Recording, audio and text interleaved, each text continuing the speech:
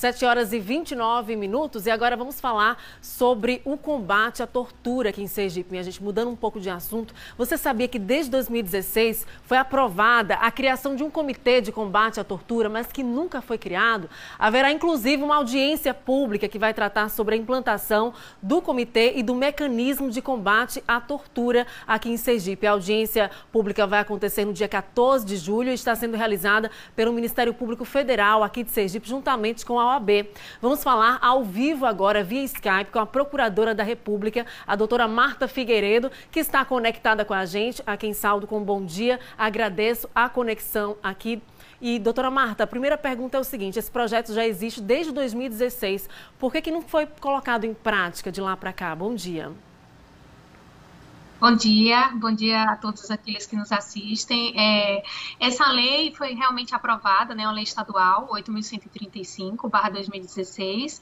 Ela cria tanto o comitê como um mecanismo de prevenção e combate à tortura. E, veja, foram encontradas algumas dificuldades em anos anteriores, né, onde foi publicado um edital, mas não se conseguiu, né, o Estado de Sergipe não conseguiu preencher as vagas destinadas às entidades da sociedade civil e aos conselhos de classe profissional. Nós avaliamos também que talvez as grandes dificuldades, resistências à montagem desses dois órgãos se devem ao fato de que não adianta apenas montá-los assim formalmente. É necessário que existam efetivas decisões políticas para aportar recursos, porque esses órgãos eles necessitam de uma estrutura, né? Os membros do mecanismo, que são 3 peritos, eles precisam estar remunerados, eles precisam de sala, de veículo. Por quê? Porque eles fazem visitas regulares aos locais onde as pessoas estão privadas de liberdade. Eles fazem um monitoramento permanente, eles visitam esses locais de forma não avisada, né? Eles não avisam antes que eles estão indo, justamente para prevenir e coibir a prática da tortura.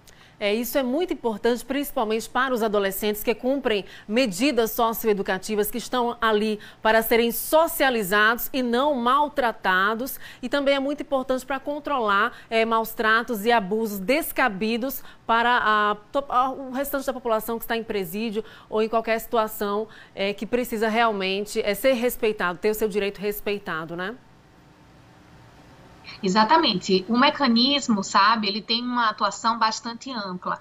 Ele pode atuar diante de qualquer cidadão ou cidadã que esteja privado de liberdade. Como você colocou, isso vai desde o sistema prisional, né, até as delegacias de polícia, o sistema socioeducativo de internação de adolescentes, mas vai ainda além, né? Ele vai, inclusive, para aquelas pessoas que estão privadas de liberdade, porque, por exemplo, estão internadas em tratamento psiquiátrico, ou estão cumprindo medida de segurança, né? Ou aquelas pessoas que estão em tratamento para dependência de drogas. Então, o mecanismo ele tem uma atuação bastante ampla e esse simples monitoramento, né, constante e não avisado, ele já é um inibidor dessa prática, né? Então ele tem uma série de ferramentas, ele emite relatórios, recomendações, inclusive requisita investigações administrativas, né, e policiais. Então é um órgão muito importante, ele já existe em alguns estados, existe em Pernambuco, existe no Rio de Janeiro, existe na Paraíba, em Rondônia, e o Sergipe realmente precisa avançar para que a gente cumpra não só a nossa lei estadual, mas também uma lei federal, que prevê esses órgãos nos estados, né, que fazem parte do Sistema Nacional de Prevenção e Combate à Tortura, e até mesmo a tratados internacionais, né, a Convenção da ONU de Combate à Tortura, que o Brasil assinou.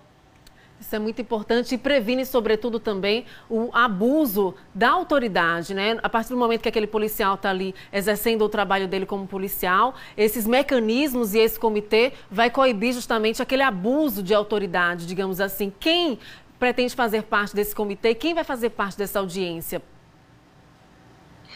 Toda a população sergipana está convidada a participar dessa audiência, né? Todas as informações para poder ter acesso estão na página do Ministério Público Federal e da OAB Sergipe, né? A do MPF é www.mpf.mp.br/SE, né? E principalmente nós convidamos também aquelas entidades, aquelas organizações da sociedade civil, né, que tenham interesse, por exemplo, em conhecer o edital que deve ser publicado nas próximas semanas pelo Estado de Sergipe, para preencher essas vagas, né? Nesse momento que está sendo formado o comitê, que vai ser formado, são 6 vagas para representantes do Estado, que são indicados pelo próprio Estado, 5 vagas para organizações da sociedade civil que tenham relação com essa temática e 2 vagas para os conselhos de classe profissional, né? Então, é muito importante, não só que essas entidades compareçam, mas qualquer cidadã que esteja aí interessado no tema, para que a gente possa discutir também um pouco de por que esse problema ele é tão aceito como normal, como relativizado na sociedade, para que a gente consiga, né, como sociedade, avançar aqui na proteção de direitos humanos de pessoas que estão privadas de liberdade a qualquer título. Quais são os critérios que serão avaliados nesta audiência em relação a essas pessoas que têm interesse de fazer parte do comitê e do mecanismo de combate?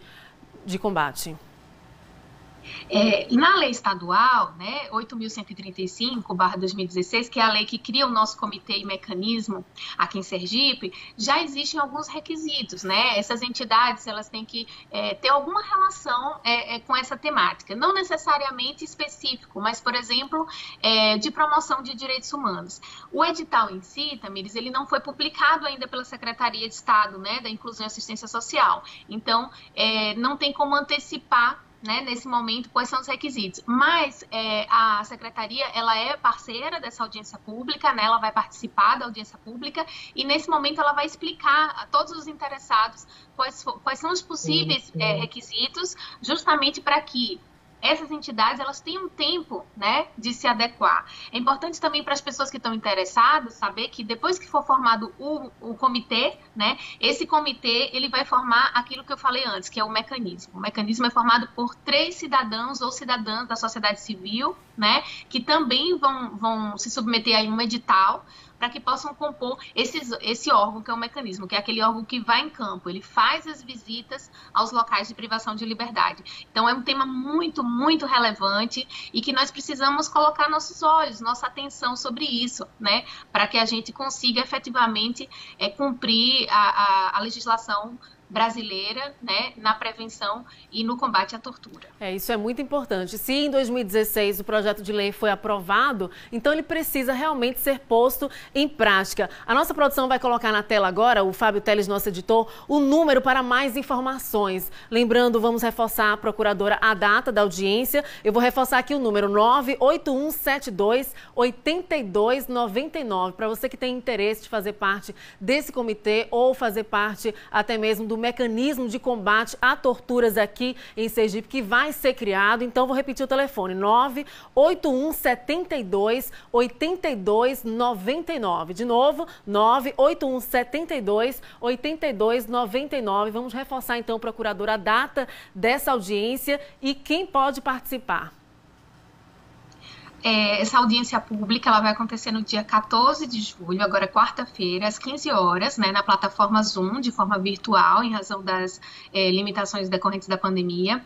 É uma audiência pública que está sendo organizada pelo MPF em parceria com a OAB Sergipe, mas com o apoio de uma série de órgãos, né, a Defensoria Pública da União, a Defensoria Pública do Estado, o Ministério Público do Estado de Sergipe, o Ministério Público do Trabalho, a UFES, a Secretaria de Estado da Inclusão e o Movimento Nacional de Direitos Humanos.